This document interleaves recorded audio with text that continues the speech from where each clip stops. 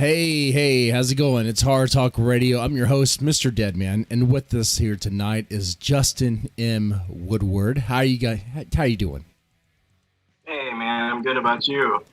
I'm doing all right. I am surprised I'm functioning after sharing a bottle of whiskey with the neighbors. Jesus Christ, I didn't think I was going to make the show.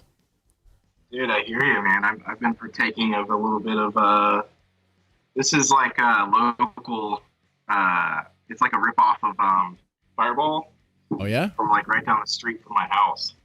So yeah, they're called. They used to be called Gibson Distillery. Now it's called Keel and Co. Distillery. It's pretty good stuff. So I feel you on that one. And that's pretty good. Yeah, my neighbor, he got a bottle of. He was gonna get some Jameson, but the guy at the liquor store was like, "Hey, you gotta check this out. It's the proper number 12, the McGregor whiskey." Yeah. You got that. You got a bottle of that. Only $25. Pretty big bottle, and that's $25 after tax. And dude, man, I'm feeling it. I'm feeling it.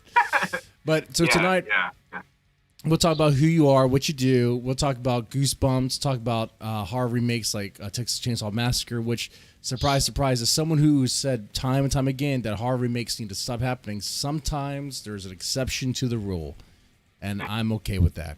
Yeah. Now, okay, so let's get into this. So, Justin M. Woodward, who are you, and what does your mama do? So I am I guess you could call me a sci-fi / horror / dark fiction author from Alabama.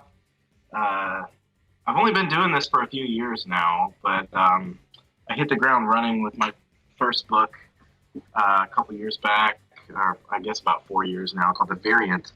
Okay. Yeah, it was a sci-fi thriller, I guess.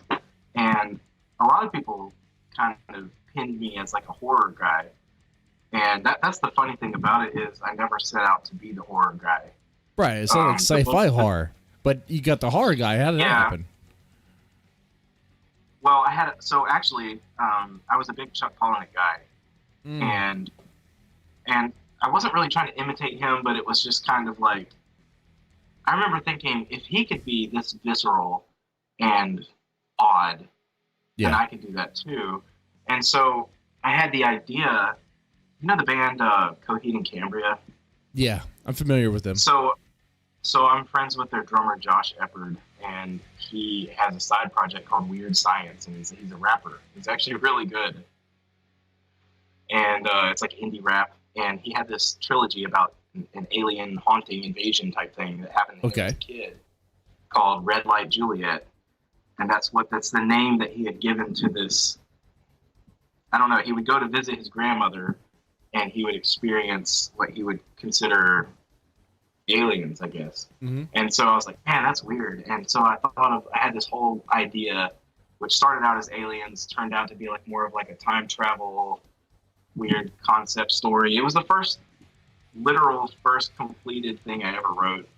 And I put it out there and people loved it. And especially like Stephen King fans, I guess, was like a big, like when I very first started out. Hey, that's not bad. If you can get them, if you can get the Stephen King fans to love and stuff. Oh man. Okay. Yeah. Well, so they grabbed onto it in certain groups and they were like telling me like, oh, this is really good. And I was like, okay. Cause I had a buddy who wrote a book, and I was like, well, if he can do it, I can do it. That's kind of how it happened. But anyway, so people kept telling me that, man, like this is you're such a good horror guy, and I'm like, okay. Like I grew up loving horror, as we discussed pre-show. I was a big Goosebumps guy, and my mom showed me horror. My mom actually passed a year ago. But she was a big horror movie buff, I guess. Mm-hmm. But she showed me like all the classics when I was real young. Hey, that's a good way. Too young. Hey, you know what? And then she had the audacity to ask me, where did you get this shit from when I would write like Tamer Animals, you know? Tamer Animals, for those who don't know, was my horror. It was my second book. And it was a straight up brutal horror book. The cover art. Who did the cover? Francois Valancourt. Francois, the same Francois I spoke with. Wow. That's right. Yeah, Wow. and Small so circle.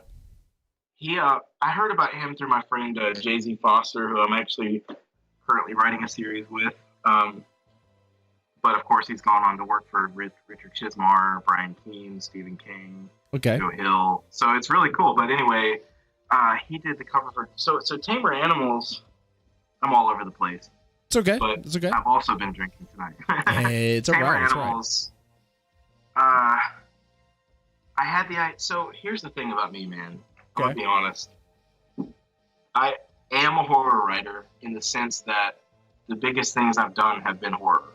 Yes. But I actually just write what I want to write, and I hate to say it, but I mean, so the variant was very much like just a story. I didn't actually think of like, oh, I'm gonna be a blank writer, or I'm gonna be a this writer or that writer. It was just like I had this idea.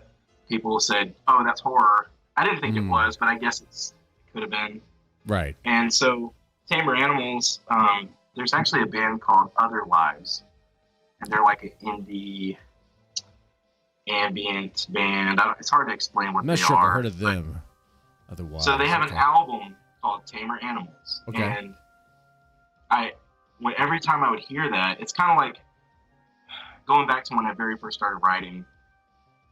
I think it was the second short story I ever put out. It was free on Wattpad, and it was called "Smile Like You Mean It," like the Killers song.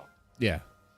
So I have a thing where I hear a song, and I don't really know if it's the intention of the musician, but I hear it a certain way. So "Smile Like You Mean It" to me was always super creepy. It seems like it has some creepy vibes. Smile like you mean it. You know? Say that. So I had this idea of like smile like you mean it, you know, like so I wrote the story of like a serial killer who wanted all he ever wanted was for girls when he picked up girls at the bar, he wanted them to smile like they meant it. Like they loved him. And if they didn't, they died. If they did, they lived. So with Tamer Animals, I thought, what if I wrote a book based on this album that I heard, where the tamer animals are humans and they're used as meat.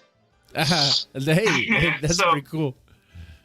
I guess what I'm saying to you is, the horror life chose me. No, you get what I'm saying though. Like, But no, that's it though. In the I just nutshell, write.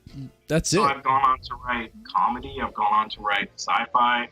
I'm going back to horror for sure. It's like horror is definitely my roots, but it wasn't intended that way. I just was a writer. Right. In fact, I wanted to be more like, I really wanted to be more of your like Bukowski, Polinick, like you know, these old bitter shitty people. So like you didn't want to be restricted to a genre. You wanted to write something that would transcend a genre, because I don't know how you would even.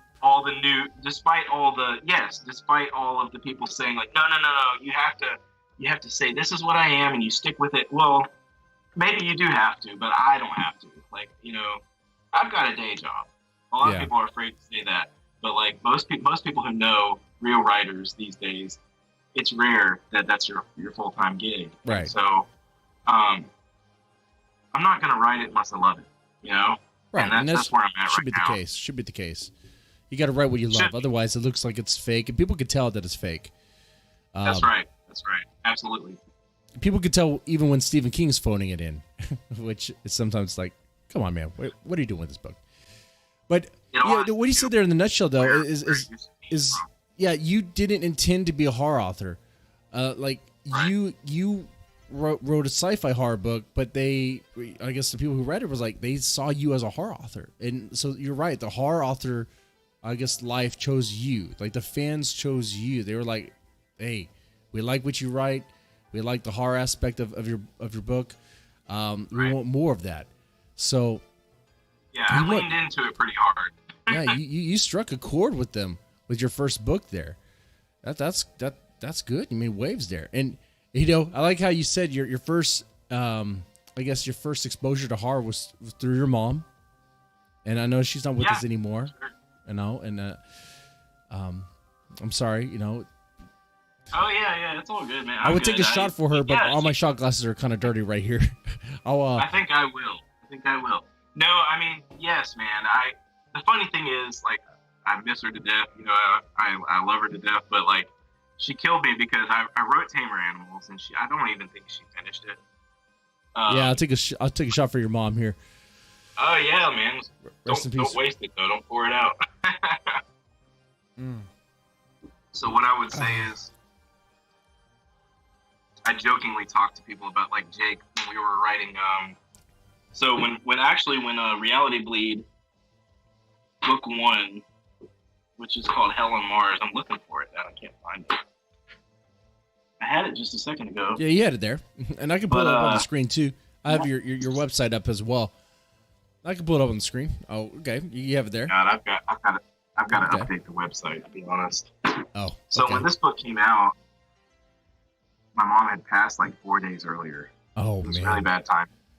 So we dedicated it to her, and I was telling Jay-Z, which Jake Foster, my buddy, co-author, we were talking about it, and I said, you know what's so funny is my mom, like, I definitely grew up in like a super like wishy-washy Christian environment. So my mom would say things like, I just don't know where you get it from, Justin. I just don't know where you get it from. I'm like, Mom, do you remember like when I was 10 or 11 and we went to the Video Warehouse, which was a local place, Video Warehouse. Yeah. And we would go to the horror section and get like Friday the 13th, 1, 2, didn't have 3 at the time, 4, 5, 6. We'd get Nightmare on Elm Street, and we'd get Halloween, and we'd get The Thing. You know what I mean? So I'm like, you did this to me. Yeah, but yeah. Actually, they never recognize it, but that's the great about moms. They just, it's funny. I have a similar experience. Like, I was exposed through horror through my mom. Halloween. Halloween was the movie. I don't know. It was like, and that's the movie that really struck a chord with me. It got me into horror. And to this day, when I tell my mom what I write and when I show her what Dead Man's Tome has published, she's like, oh my God, I can't believe you do this. Especially the posters behind me where one literally says Satan is your friend. It's like, what are you talking about? You're a good Christian man. And I'm a deacon at a church. Well, I was, but that's a story for another time. We're not going to talk about. No. We're not talking about religion. People believe what they believe. Sure. Yeah. All the respect. But so yeah, she had that kind of objection, like, did I do something wrong? And I'm like, no, Mom. Like I said, let me tell you about a guy named Matt Shaw. You know what I mean? Yeah, fuck yeah, dude. That's what I'm saying. I saw those on when you did the Francois interview. Yes. I was like, yes. Yeah, they're pretty awesome posters. Really good art. Damascus Mincemeyer. He's a great guy, great artist. And pretty good deal for the quality of art. It's good stuff. Good stuff. He's never let me down. I have to say, I keep talking about the Francois episode because it's one of like a few that I've actually seen of the show. And because I respect the hell out of that dude, and he did that he's actually done 2 covers for me. The problem is I haven't revealed the second one, and I've actually paid for it about 2 years ago. But I would just say, for anybody watching that's a fan of mine, if you like this book, there's a surprise coming. But anyway. That book you picked up was Tamer Animals. I have the cover on the screen. Tamer here. Animals. Tamer Animals. Yeah, which we'll get into a little bit. Tamer Animals was actually followed up with this one. Yeah. And Rotten Little Things. I don't know how well you can see that. I don't think you can see that very well, but it's coming in. It's coming in. Now has a blur thing on. I'm not sure why. I'm not sure why either. Both of these books are related to the variant in a weird way. So it's kind of all like a cinematic universe, except it's obviously. Okay. But anyway, what I was going to say about that is, go ahead. I was going to say, and I understand you told me in our messages that you got into horror through like Goosebumps, like you were exposed to Goosebumps at an early age. Yeah, like first grade, man. In fact, these are my 6-year-old Nathan. He's currently too afraid to delve in, but we've got like some real good classics here, dude. Like I straight up remember reading these in 1st, 2nd grade. I mean, I don't know if you were. I'm 32. I don't know how old you are, but I figure we're probably similar. 36. So I know like Welcome to Dead House, Night of the Living Dummy. Yeah. say cheese and die. Mhm. So these were, and this one too, like a big one, Welcome to Horrorland. Yeah, man, this was my childhood, and I loved it, and I loved that thrill. And I think I'm not very alone in that notion. I think it was a lot of us, based on some of the things I've seen people say. I think Goosebumps was very instrumental in getting people our age into horror in general. Getting people our age into horror and getting people our age into reading. That's the huge thing Goosebumps did. I know some people write off Goosebumps as if it's nothing, but man, it got kids that would normally not give a shit into reading. That's right. Like, well, and they're good. Like, I mean, they're cheesy, but like, dude, I read a couple of them about a year or two ago. I read like 3 of them, and like, I mean, they all end on a cliffhanger. Every chapter is a cliffhanger. Yeah. But you're like, I don't even care. I have to know what's happening. Like, the dude is a master. Like, you escalate the tension. Can we talk about the cover art? I'm sorry. But, yeah, the cover art's great.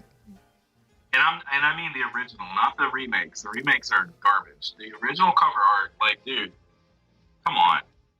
The original cover art is awesome. I'm ranting about Goosebumps. No. That's good though. The original cover art was great. It sent chills down your spine, man. It left an impression. You're like, oh, Goosebumps. No, that's that book. It's demonic. It's evil. And Goosebumps even banned after a while. It was banned because people were so concerned about because they were I guess they believed that what was based on the cover was in the book, but in the book, the content in the book was never really that demented. It was like there was never really dead bodies or blood or drug use or anything satanic. I didn't know about this banning nonsense. I will say, I went to a Christian school in middle school, and I can clearly remember this guy. I'm not going to say his name because whatever, but I remember this guy. They had just recently discovered that Pokemon and Harry Potter was evil. And so he's like, he's standing over the trash can with Pokemon is the devil. I just want to show everybody that I am cutting up my Pokemon cards. And he cut them all. I was like, the best holographics. He's got Charizard there. He's just cutting it into bits for Jesus. He could sell that for money. Yeah, it was stupid. But hey, I will say this. Okay, we're talking about cover art. Yeah. Can we talk about a publisher that knows what they're doing with cover art, right? Right? Uniform, right? Oh, Death Set Press. Yeah, pretty much. Hard Talk Radio has been a circle jerk for Death Set Press. But they've been on point, man. They've been on point. From Jump Street. Chris on here yet? Like, dude, Chris Miller's been on the show. Death Set Press people have been on the show quite a bit. Like, I'm friends. I consider myself very friendly with those guys. Like, from day one, from and Hell's Followed. Like, they were on Dead Man's Stone podcast or Hard Talk Radio, which you're on now. And like, dude, like, they are good people. They are solid dudes. They pay their authors very well. They pay, and they release solid content, and they're, man, they just care about the content, and that's good. I was gonna say that same thing. I was gonna say they care about the integrity. Like, listen, there's a lot of 20 books to 50K kind of peeps out there right now. Well, what was that? A lot of 20 books. What? 20 books to 50K. You know what I'm talking about? Yeah. Okay. I'm just saying, I'm all about, like, listen, if you're gonna be a writer, go for it, but go for it on your own terms. And the thing about Death's Head Press that I've noticed is that they actually care about the art form. Like, they care about, like, they want everything to be like I don't know how to explain it, but so I guess it's not a secret. I've got one coming out. When I say one, a splatter western next year. Cool. And I'm excited. It's called Here Comes the Sun. And it's anyway. No, hold on. I'm gonna stop you there. Oh wait. Your splatter western is coming out. Is it going to? I haven't read Dust all the way yet, I need to finish that one. Me neither. I'm reading it right now. It's on my nightstand. The one that left the impression on me so far is Magpie Coffin. And are you going to have a scene like that? You read this one, right? You read this one? Yeah. Where the guy, not only does he shoot the guy in the knee or whatever, but he sews him up inside a buffalo.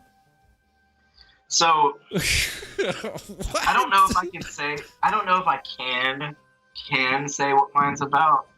I will say that it's a concept that hasn't been done yet.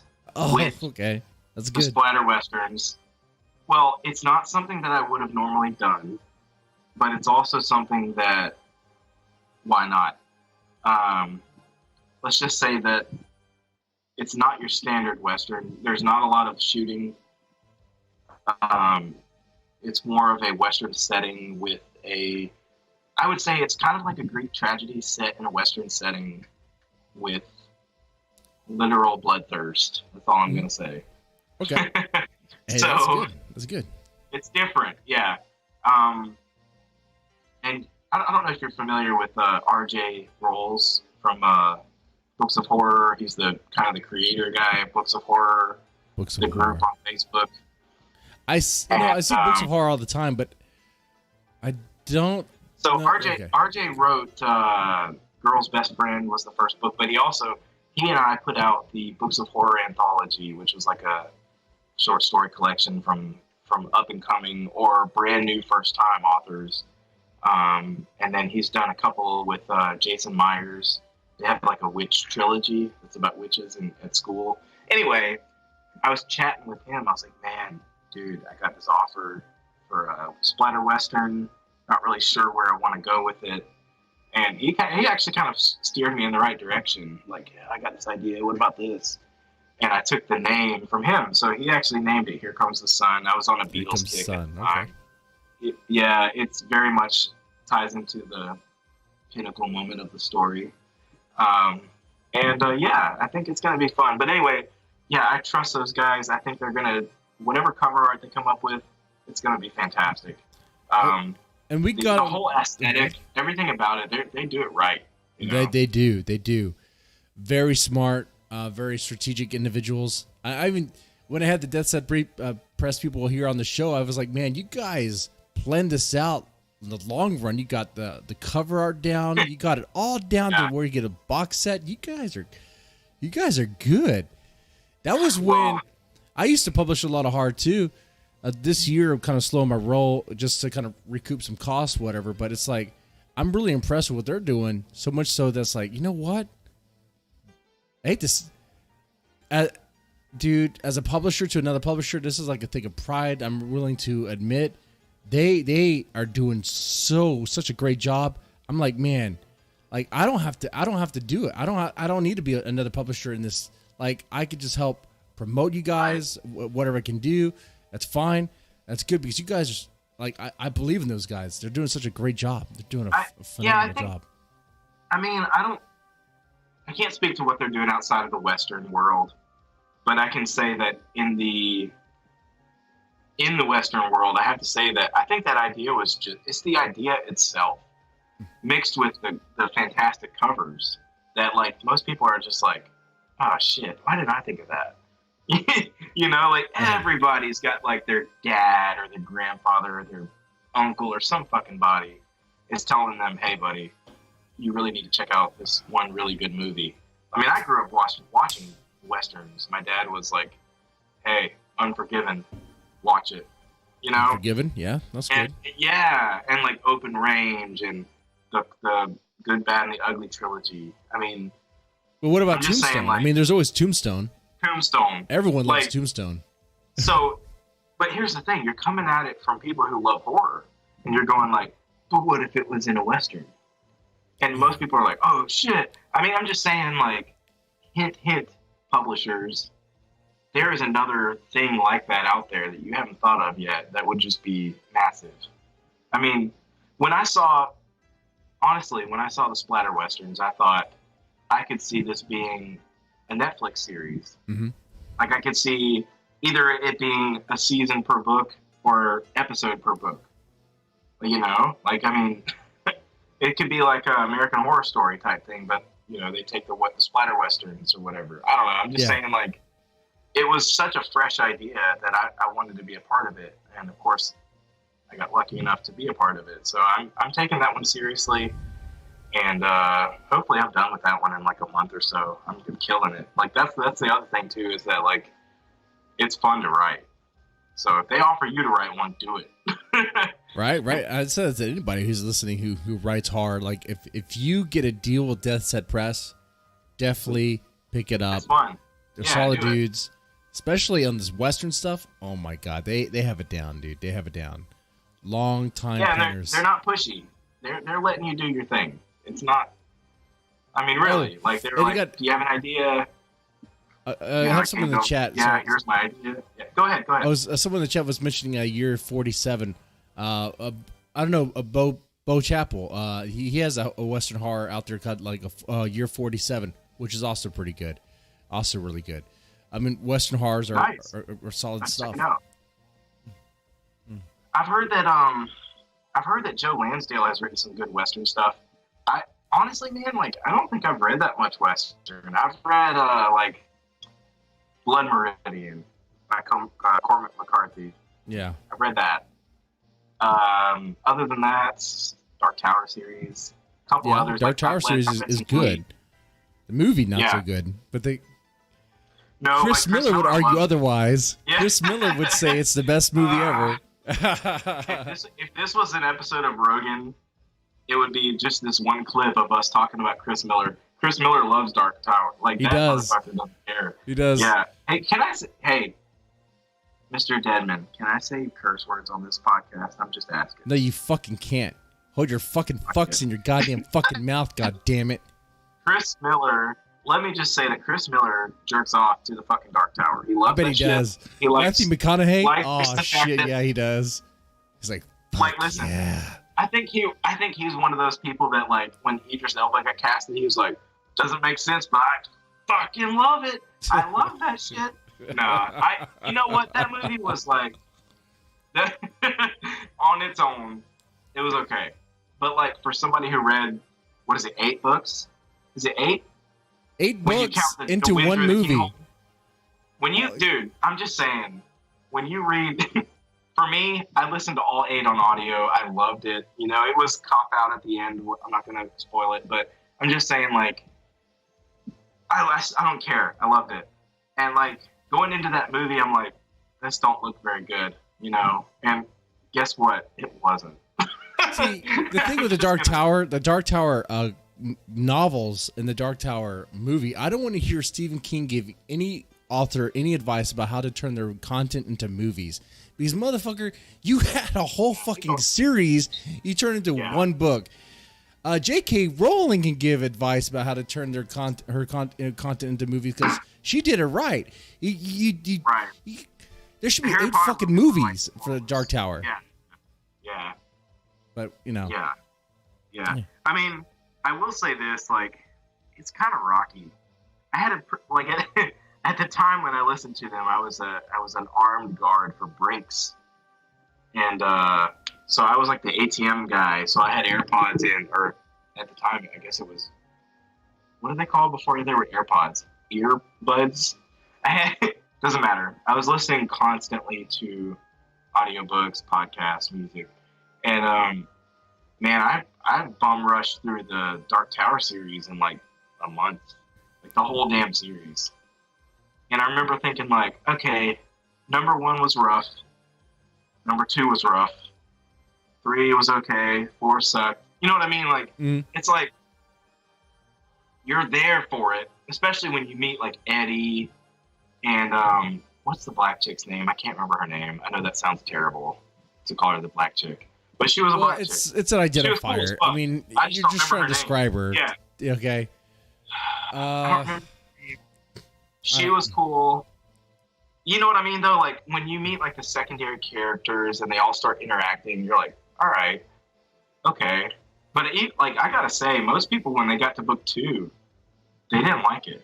They were like, I'm sorry. When most people got to book 2, they're like, oh, it started making sense, bro. You know, like, because he's in New York. And I gotta say, like, I was digging book 1. Yeah. And then it goes to book 2, and it's like in New York, and I'm like, I don't know about this shit. But like once they got back to book 3, and they start like they go to the train, they meet Blaine the train or whatever. I was like, this is cool. This is weird, but whatever. I'm here for this now. Yeah. You know what I mean? Oh, Susanna. But they had 8 books to work with, and they turned it into one movie. That shows how confident they were with the content. And it's like, King, you could have been writing that shit. You could have been, you could, okay, but right. It could have been what Game of Thrones wasn't. Now, one of the other things we're gonna talk about here, we haven't talked about yet, is Texas Chainsaw Massacre, because you mentioned that one of your favorite horror movies was Texas Chainsaw Massacre, and not only that, but it's also a remake. One of the remakes that actually went well. Yeah. Because the horror movies go, there's remakes that are just bad, but there's remakes that do go well, like The Thing or The Fly, which people just think of the remakes. They don't think of the originals. People don't even think of the originals because like the original The Thing. Who's seen that? Not many people. But go ahead. I think there's, is it 4 remake? I mean, I'm sorry, 4 total of The Thing. No, Texas Chainsaw. So back to my mom. She took me to see, I think it was 2003. And when I say I think, I mean I know because I'm a nerd. Jessica Biel, that one. It was my. Oh yeah. I didn't know about the old one. Okay, I'm sorry. The old one is fucking great. Let me just say that. Let me just get that out of the way. Like the scene with like the family at the dinner table, and when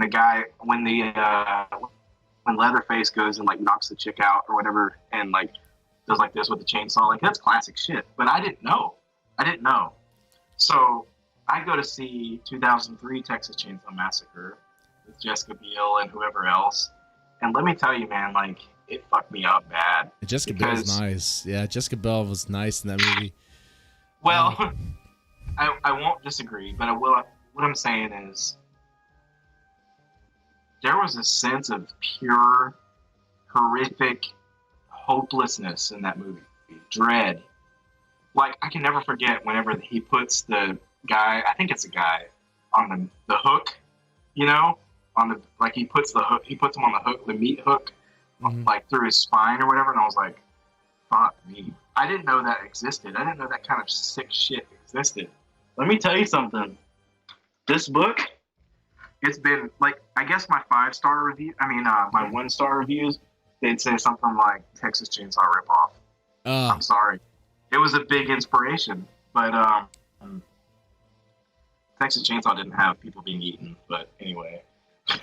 Right. You know what, and that's the thing. People say, oh, you're a ripoff because you have, like, horrific violence and using meat hooks or using, like, chainsaws or whatever, but it's like, well, those things are very, very violent means to maim somebody or, you know, inflict damage, but they serve a purpose too. I mean, that shit, well, go ahead. Yeah, so the thing about Texas Chainsaw is like, and I don't remember, I guess the original, was it 74? Does that sound right to you?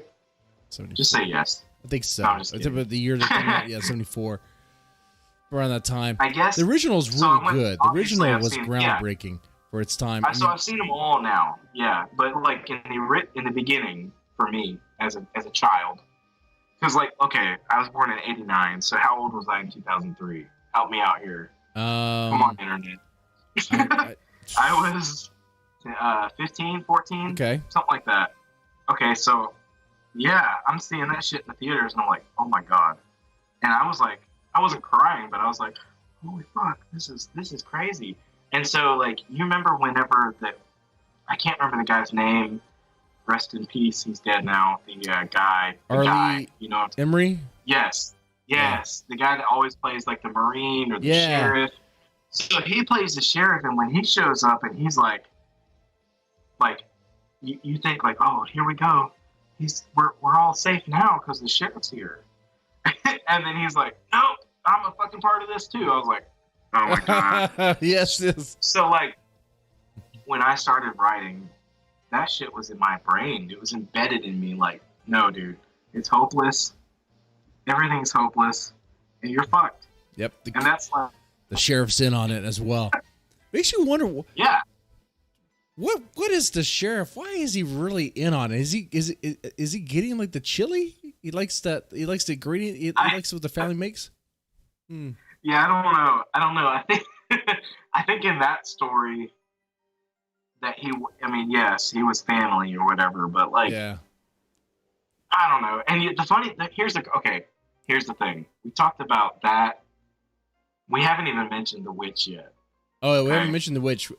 I want to say the original Texas Chainsaw Massacre. The one thing I liked about that, I think the remake didn't capture, was the voyeuristic shots of the original. Like, it made it seem like you weren't supposed to see it. Like, the camera was just there, and it wasn't really cinematic. Whereas the remake was definitely a lot more cinematic. And what's the guy's name? Toby. Is it Toby something? Toby. It definitely is. I should know his name, but yeah. It's fine. Yeah, I should too. But like, revolutionary director. I mean, it was completely different. So yeah, I mean, like, it was. Look, I'll be honest with you, man. I haven't watched, and I probably never will, like Cannibal Holocaust or other really visceral shit like that. It's not really for me so much.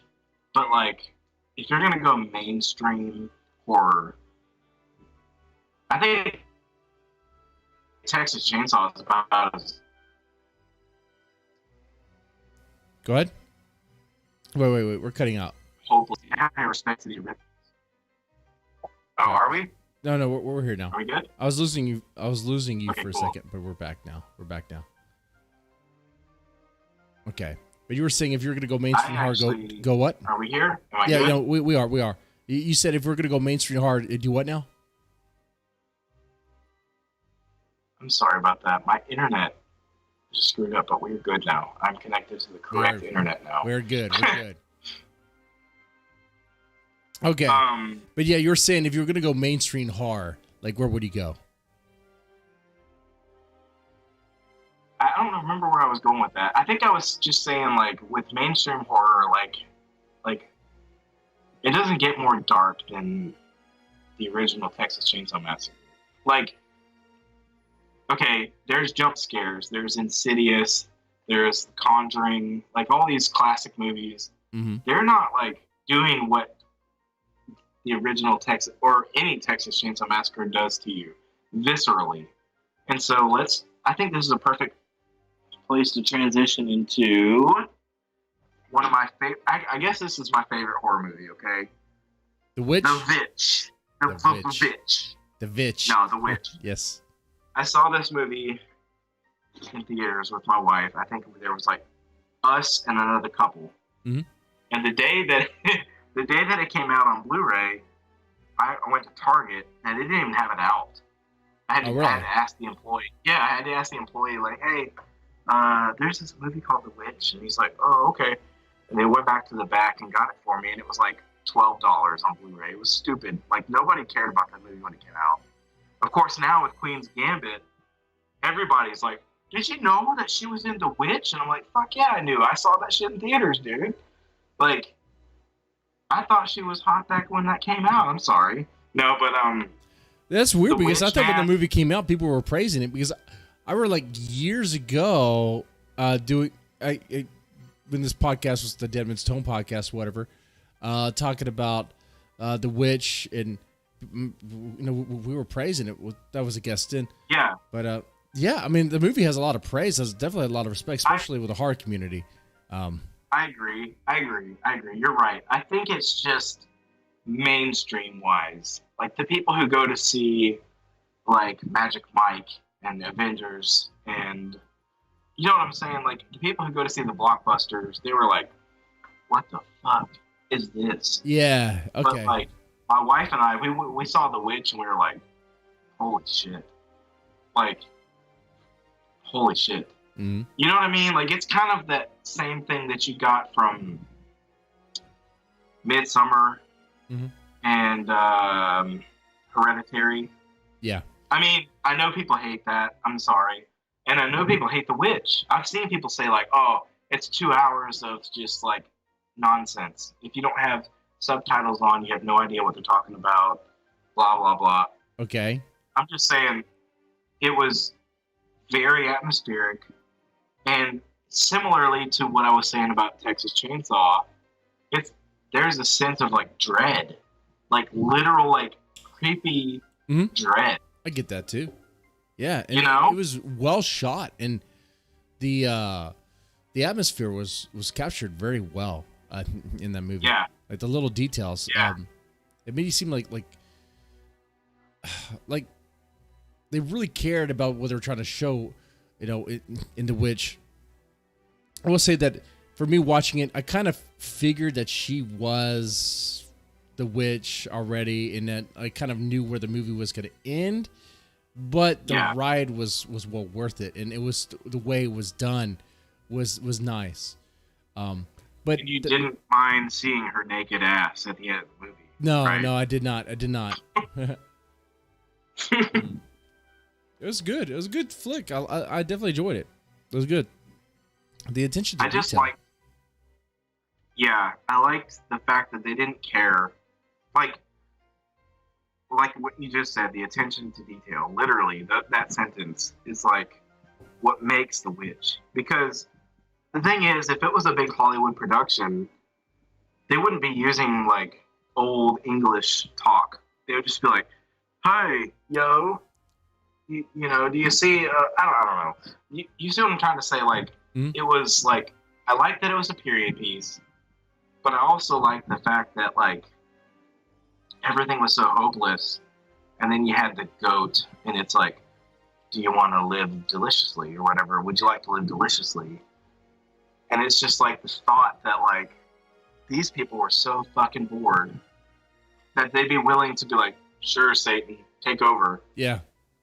You know, like I don't know. It was just like creepy, but like not creepy. Like creepy in a way, but also like, yeah, I could see that. If that makes any sense. I totally get you. Like even the, because it is a period piece, and whether we're capturing even that lifestyle they're living in seemed very bleak, and like there wasn't really much hope of anything. If I remember correctly in that movie, like the family they're going through a famine, right?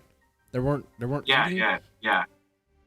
They got ostracized from. Actually, I tried. The funny thing is, I tried to watch the movie today, but I had too many house chores going on. I couldn't get through it. But like in the very beginning, they're basically kicking them out of the camp, like the local camp area, whatever you want to call it. And it's because of various reasons. I can't remember exactly, but it has to do with like, you're not following the faith exactly, which, let's be honest, man, like that shit is so real and creepy. Like, I don't want to get too far into like anti-religious, but I'm just going to say that like I was raised Southern Baptist, and I got to say there's a lot of like weird, like creepy shit tied to religion that like when I saw that movie I was like, oh my god, I can totally especially see like, I mean, back then they took it super serious. There wasn't any deviation. You deviated, you're out of fuck, it. Yeah, that's right. You're fucked. You're gonna live in the woods. You're gonna get ass fucked by all these witch people, and you're shit out of luck because you talked to a black guy or whatever. You know. So like that, maybe. Yeah. No, I don't know. I'm just saying like that movie got a lot of shit though. Like I think you said earlier. Keep in mind, I've been drinking all night. It's all right. I've been too. Because I've been looking forward to this podcast. I keep calling it a podcast, but I know it's a YouTube thing too. But it's all right. I've been looking forward to this, and I was like, I'm drinking. I usually do this all the time, by the way. If any of my fans are watching, I usually you drink all the time. I drink all the time too. Well, not really so much, but I would get totally like fucked up for these live streams, and I would do this a couple years ago. I would do this like every other week. I would like get on there and just answer questions and whatever. But anyway, yeah, like going back to The Witch, like I just think that like it caught a lot of shit, and I think you were saying that it was praised, but I also think that it was caught a lot of shit but not like the thing is, are we talking about horror fans or are we talking about movie fans? Because, like, typical movie fans were like, this shit was boring, didn't scare me. Well, but like they were looking for The Conjuring. Yeah, and like you said before, like the movie fans around that time, they're going to go see like comic book movies, like Marvel movies, whatever. Like The Witch, That's that right. wasn't really their thing. Yeah, it wasn't an action film. Like, I remember thinking in the theaters, like, well, this will probably be here for like 2 weeks. And the horror movies, the other horror movies around that time were like paranormal things. Like I don't care. You know, I like all horror movies. I like the B movies. I like the slashers. There's a place in my heart for just about every horror movie. Okay. Right. But the paranormal stuff, that's sometimes it's kind of hard for me to like fully like back, like Paranormal Activity, The Conjuring shit. That. I'm like, I don't know. It has to scare you, and if it doesn't, well, that's the thing. Like, The Witch, like, I won't say that it scared me because it didn't, but it did like unsettle me. Like, I would say that like, yeah, that's it. Unsettling. It didn't scare me, but unsettling, definitely. Atmosphere is like a big part of it. Yeah. Like, I don't know. Like, I feel like you either get it or you don't. Like, if that's your thing, sure. But like, when I write, like, I wrote a book called I showed you earlier, Rotten Little Things, and it was a prequel. It was actually 12 years before Tamer Animals, but it was listed as book 2. You know, but it was like more atmosphere than it was jump scare. It was more like unsettling. Like, to me, like, that's just me. That's what works for me. So like, if I'm gonna watch a movie and I'm gonna be quote unquote unsettled or scared, it has to actually get to me. And if it doesn't get to me, then it's generic shit to me. You know, like, that's why, like, I feel like real horror people know The Witch is the shit. You know, like, I feel like Midsummer is the shit, but most people, like, that's very divisive. So I don't know. I mean, have you seen Midsummer? I've seen it. I need to watch it again though. I was really distracted. The kids came in. So, I mean, even me, like, I watched it and I was like, I don't know what I think about this yet. Yeah, it's not the best, you know. But like, I'm just saying, like, that style, that Ari Aster, whatever he's onto, he's got the right idea, you know. It's something. It's not so much that it's the best movie ever. It's just that he's got the right idea with the style.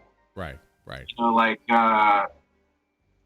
what's Insidious, The Conjuring, all those kind of movies. Like, they get it to an extent, but like, to an extent, it's just Hollywood. Yeah. And like, it's not what real horror fans are looking for, if that makes sense. Yeah, I would say that there's people who watch those movies and they would consider themselves horror fans. So I don't know.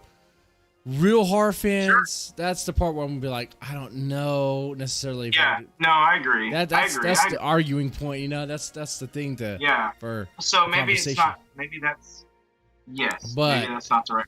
But one thing, real horror. I'm gonna make sure we cover here on the stream here on the show is that you have a book called Jerry's Book Sucks. The book. Who is Jerry? Yes, I do. And why does his book suck? So I'm actually looking for that one now. I can't find it. So Jerry's Book Sucks, the book, was actually the idea of Jay Sigler. Jay Sigler is a guy that is a good friend of mine who lives in Chicago.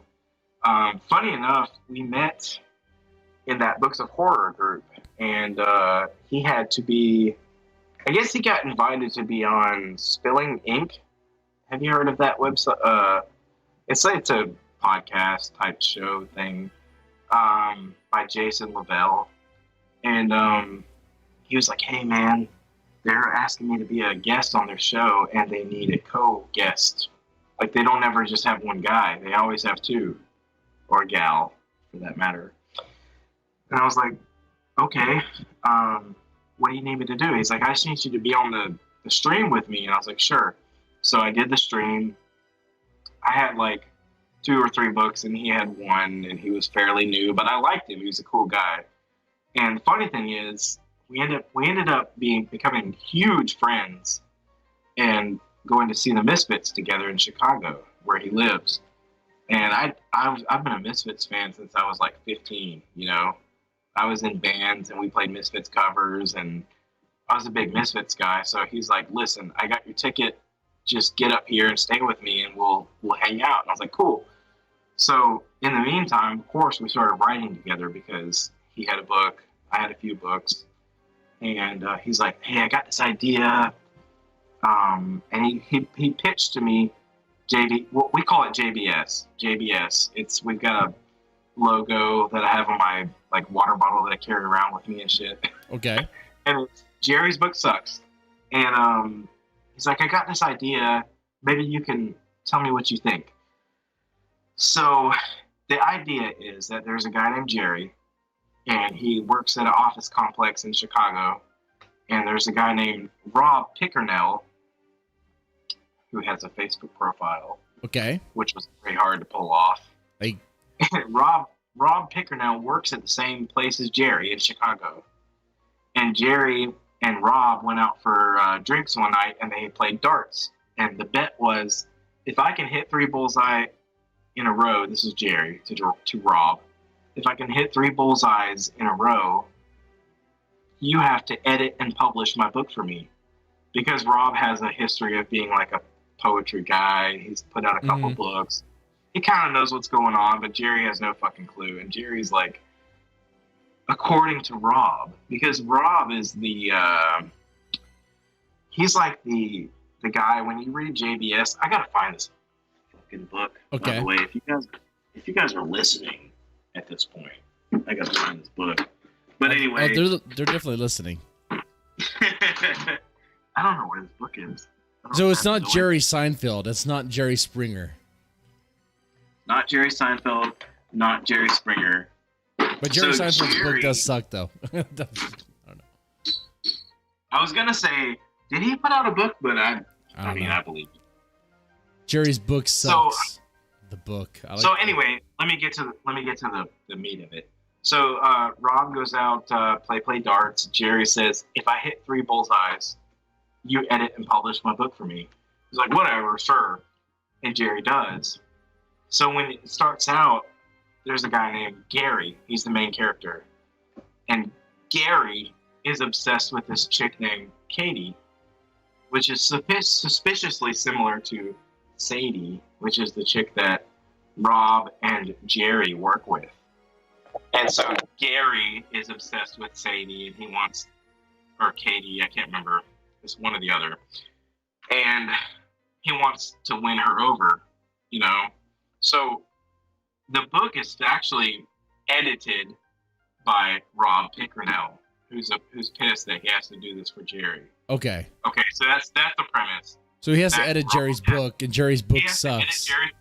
And so he's like, so part of the contract was that Jerry was like, you have to name the book because I'm not really into publishing, and I can't name this. And please tell me, I'm really stressing out about the fact that I can't find this book. Yeah, I have it. Don't worry, I have it on the screen. I have it on the screen, dude.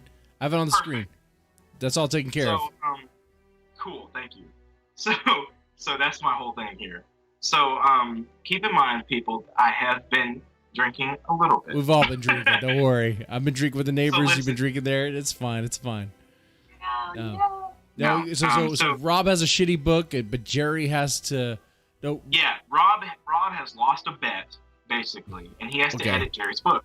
Yeah. Jerry's book has Gary, which is suspiciously similar to Jerry. I'm sorry. Gary is suspiciously similar to Jerry, and Gary is the fucking best thing ever.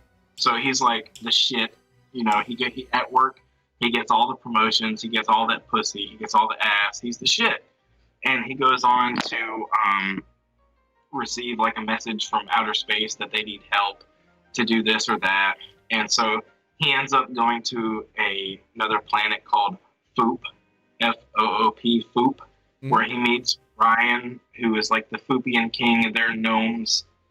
And for whatever reason, they're gnomes. And there's a bat monster named Bob, which is suspiciously similar to our editor, Rob Pickernell. And Bob is like the biggest piece of shit ever. Turns out he got caught up in like a conspiracy theory. And so Jerry's Book Sucks the Book is a collaborative project by myself and Jay Sigler. Okay. I think it's funny as shit. It's got a literal rap battle in it. Okay. And that's pretty hilarious to experience on Audible, especially because we got my wait. You have a rap battle that made it to Audible? I want to know how that sounds. Rap battle. So I wrote Gary's parts. Jay Sigler wrote I guess it would be Bob's parts, Bob the Bat Monster. Okay. And we got my audio guy, Ryan Dreen, who did he did the variants, he did Tamer Animals, Rotten Little Things. He's kind of my guy. Okay. He did it, and he was like, fuck you, I hate that. Like, he said, I had a great time, but this shit was really hard.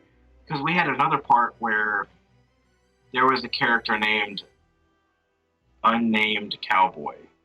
Unnamed Cowboy, okay. And Unnamed Cowboy had like 30 or 40 different iterations of himself.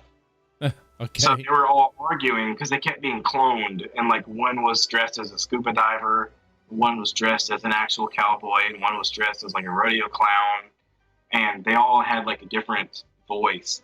So he had to do a scene where there was like 30 different cowboys arguing with each other, but they're all the same person. So I see. Ryan Green, he's an audiobook narrator, but he's also worked for like a shitload of corporate places like Papa John's and whatever. He's amazing. He killed it.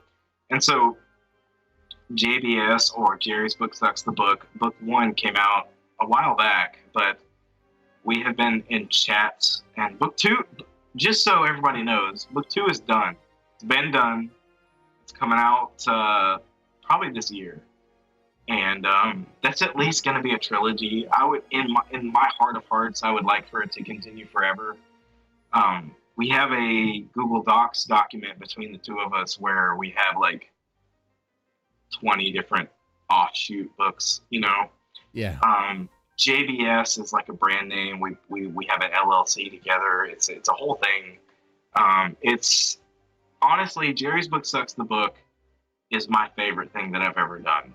I'm going to be completely honest. Okay. And tell us a little bit about like what makes this book, like if you were to pitch this book to, let's say to the listeners right now, like what would you say to them? Sure.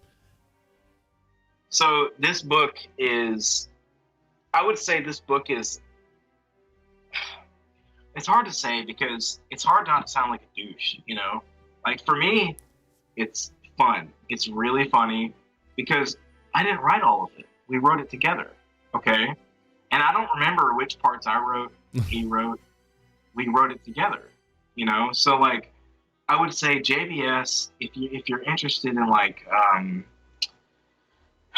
it's kind of similar to, like, Douglas Adams' Hitchhiker's Guide to the Galaxy, except, like, if you mix Hitchhiker's Guide to the Galaxy with John Dies at the End. Okay. I would say that's kind of JBS. Okay, so you have like this element of like, you have footnotes all throughout the book from Rob Pickernell, who is the editor, who's pissed off that he has to do this in the first place. So he'll pop in like, of course, Jerry would make himself the hero in this situation, you know, because Jerry is Gary Jenkins. And there's parts where he goes to like talk to the boss, who's Bob, instead of Rob, who's the editor here. Right. And Bob's like, you know, he's like, Jerry, do you know why I have Springsteen on my mug? And he's like, because he was born in the USA? No. Because he's the fucking boss. That's why. So like, I don't know, man. All I can say That's about good. That's good. JBS is like, it's wild. So, and I was telling you about this before, pre podcast.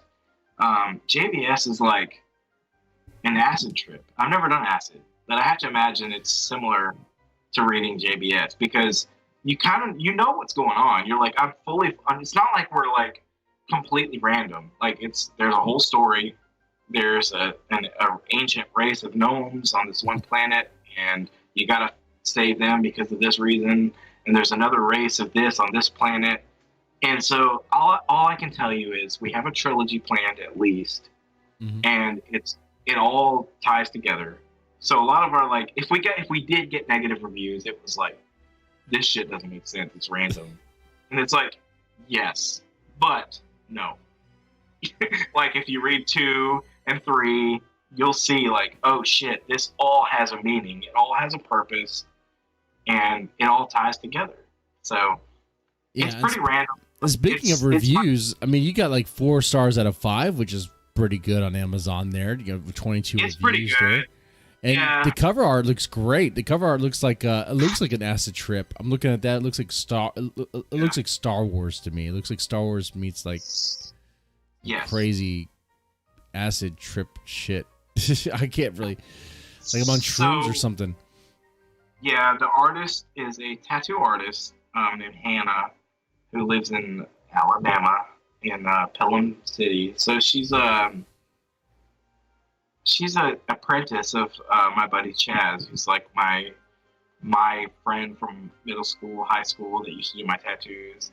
And she's a big like nerdy fan. She likes Deadpool, Pokemon, like whatever. And so I approached her and I was like, listen, can you do all this random shit? And she's like, yeah. And I thought she killed it. So like I'm pretty excited to see what she does for book 2. I can't remember what we're calling that. Jerry's Book Sucks. The second one. I think it's called the second one or something shitty like that. It's stupid. Yeah. It's gonna be ridiculous. But all I can tell you is it's not random. It does have a plot. It does have a point. And I think it's pretty good shit. I mean, Jay Sigler, he wrote a couple pretty important books for me. Like they didn't like blow up, of course. He's an indie guy. Jay Sigler, he wrote Train Thoughts, which is about a guy who rides the train every day. Mm-hmm. He has like all these sick fucking thoughts, and it's like a psychological thriller. Yeah, I should probably get him on the show too. that should be fun. Yeah, I highly recommend it. And he wrote a sequel called Unsettled, and then we wrote JBS 1 and 2. So most people don't even know there is a JBS 2, but there is a JBS 2. It's been done quite some time now. It's like 95,000 words. It's a book. We just got to get it out there. That's good. That's good. But it goes back to what we were talking about earlier about me not being like a specific guy. Mm-hmm. Like I do care about my image to the extent that like I wouldn't write like 10 sci-fi comedy books back to back without a horror in between. But like what I'm saying is like I definitely appreciate like the ability to write whatever. Mm-hmm. And I think most people are cool with that. Most people are down with that. So yeah, and that sort of brings, like you said, it brings us back to what we talked about in the beginning, how like you didn't intend to be a horror author, but that's sort of what happened. Like you started with your first book and they loved it, and the horror fans came to you. Yeah, I think that partially created Tamer Animals. Like people were going like, oh, this is like my favorite new horror guy. And I'm like, I like horror. Like I wasn't writing horror, but like maybe I did write horror and I didn't know it. Right. But like yeah, I think even JBS has horror in it for sure. Like that's the thing about Jerry's Book Sucks is like both of us were horror / psychological thriller guys. Mm-hmm. But like really we were guys who appreciated like comedy and philosophy and just general like goofiness, if that makes sense. It does. But yeah, I mean, when you say like going back to like my old roots, like yeah, if it makes sense to me to write it, I'll write it. You know, I mean, if I had the idea for like anything, I mean, I'm gonna write it, and I refuse to be the guy who's like, no, I only write horror. I only write sci-fi. If that's what it takes to make a living off of it, I guess it's not me. You know? You know, and there's a respect for that. So you're not writing to really fit a genre. You're writing what you want to write, and if people like it, they like it. That's good. That's right. And you have a book coming out later on down the line with sorry, I said Hellbound Books. Death's Head Press. They publish Hellbound Books. That's right. Death's Head Press. Yeah. That's definitely horror. Yeah, for sure. Sorry. Yeah. So that, and I look forward to that. Definitely. I appreciate it. So let's see. Yeah. And I'll also look forward to the Jerry's Book Sucks 2. Want to see what happens with that. Hopefully it's going to be pretty cool. Gotta check out this first one. Yeah.